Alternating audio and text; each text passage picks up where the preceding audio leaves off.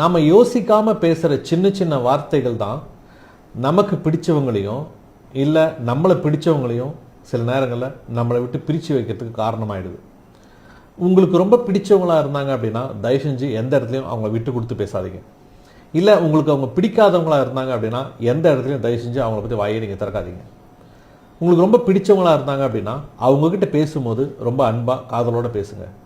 உங்கள் அப்பா அம்மாவாக இருந்தாங்க அப்படின்னா அவங்கக்கிட்ட இவங்கள விட்டு கொடுக்காம பேசுங்க. உங்களுடைய நண்பர்களாக இருந்தாங்க அப்படின்னா அவங்கக்கிட்ட இவங்களை பற்றி ரொம்ப மரியாதையாக பேசுங்க. நீங்கள் வேலை செய்கிற இடமா இருந்தது அப்படின்னா அங்கே இவங்களை பற்றி ரொம்ப புத்திசாலித்தனமாக பேசுங்க. அப்போது உங்கள் இணையர் மீது மற்றவர்களுடைய பார்வை எப்படி இருக்குது அப்படிங்கிறது நீங்கள் அவங்கள பற்றி மற்றவங்ககிட்ட எப்படி பேசுகிறீங்க அப்படிங்கிறது தான் இருக்குது. அதாவது அவங்களுக்கு கொடுக்கக்கூடிய மரியாதை அப்படிங்கிறது உங்களுக்கு கொடுக்கக்கூடிய மரியாதை அப்படிங்கிறது உங்களுக்கு நல்லா புரிஞ்சிச்சு அப்படின்னா அவங்கள எந்த இடத்துலையும் விட்டு கொடுத்து பேச மாட்டீங்க, எந்த இடத்துலையும் நீங்கள் தாழ்த்தியும் பேச மாட்டீங்க. அப்படி நீங்கள் இருந்தீங்க அப்படின்னா உங்களுக்குள்ள இருக்கக்கூடிய காதல் அவ்வளோ அற்புதமாக அவ்வளோ அழகாக இருக்கும்.